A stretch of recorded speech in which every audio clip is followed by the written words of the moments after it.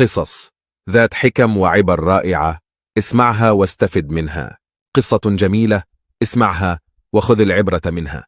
في يوم من الأيام دعا الأب الحكيم أبناءه إلى مائدة الطعام، ثم أحضر لكل منهم طبق حساء مع ملعقة بطول متر، واشترط ألا يحتسي أحد منهم ما بطبقه إلا بهذه الملاعق.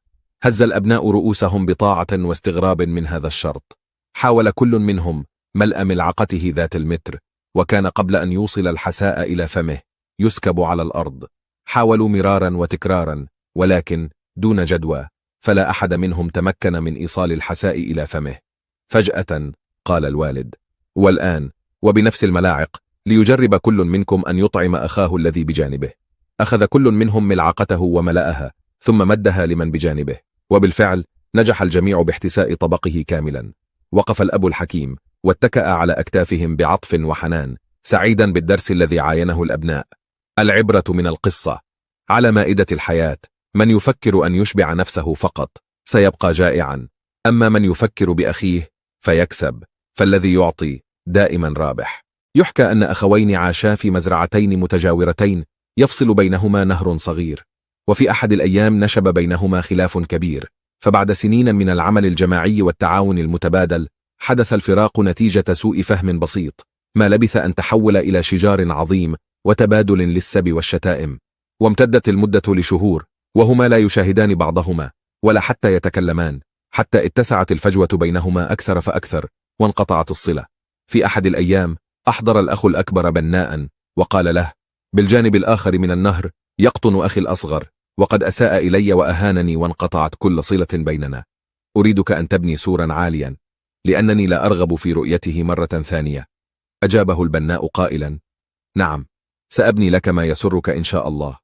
أعطى الأخ الأكبر للعامل كل الأدوات اللازمة للعمل، ثم سافر للمدينة تاركا إياه شهرا كاملا.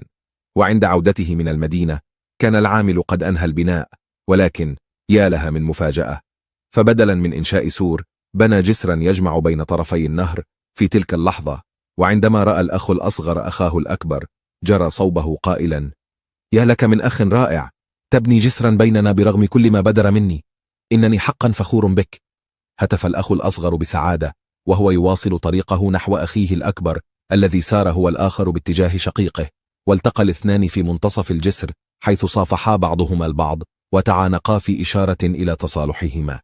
عند رؤية هذا المشهد ابتسم البناء، ثم حمل معداته وهم بالمغادرة. عندها سمع الأخ الأكبر يناديه قائلا: لا تذهب، انتظر، ابقى معنا. فأجابه: ذلك من دواعي سروري، لكني مضطر للرحيل، هنالك الكثير من الجسور التي علي بناؤها في أماكن أخرى. العبرة من القصة: كونوا بناة للجسور دائما، لا تبنوا جدارا للتفريق. كونوا ممن يوحدون ويجمعون ولا يفرقون بين الناس، لنكن مفاتيح للخير مغاليق للشر. اللهم أصلح فساد قلوبنا، وأصلح ذات بيننا، وأحسن خاتمتنا، وأصلح نياتنا. قصة مؤثرة ومعبرة. يحكى أن أسدا وثلاثة ثيران، ثور أسود وثور أحمر وثور أبيض، كانوا يعيشون في أعماق الغابة. وكان الأسد يريد افتراس الثيران الثلاثة، لكن كلما أراد ذلك تجتمع الثيران وتتحد معا، فلا يستطيع الاقتراب منها خوفا على نفسه من اتحادها. فبالرغم من قوته إلا أنه كان مقتنعا بأن الجماعة تغلب القوة. فكر الأسد وخرج بخطة محكمة يستطيع بواسطتها أن يصل إلى مبتغاه بأسهل الطرق الممكنة. اقترح على الثيران الثلاثة أن يصبحوا أصدقاء له، فوافقوا على ذلك لظنهم بأنهم سيكونون تحت حمايته في الغابة المليئة بالأخطار. في أحد الأيام رأى الأسد الثورين الأسود والأحمر وحدهما، وهما بعيدان تماما عن الثور الأبيض، فاتجه إليهما وقال لهما: إن الثور الأبيض يختلف في لونه عن حيوانات الغابة، مما يعرضكما لخطر هجوم محتمل في أي وقت، خصوصا في الليل، حيث أن بياضه لا يسمح لكم بالاختفاء عن أعدائكم. فما رأيكم أن أخلصكما منه ليصبح المرعى لكما وحدكما، وتتركاني أفترسه؟ غلب الطمع والأنانية على الثورين، فوافقا على الفور. وبالفعل ذهب الأسد إلى الثور الأبيض الذي تركه إخوته، وقام بافتراسه بكل سهولة. مرت الأيام إلى أن جاء يوم وجد الأسد الثور الأسود جالسا لوحده، فاقترب منه وقال له: إن الثور الأحمر يشكل تهديدا عليك بسبب لونه الأحمر اللامع، فمن الأفضل التخلص منه، فاسمح لي بذلك، وسيتسع لك المرعى أكثر وأكثر، وتفعل ما تشاء.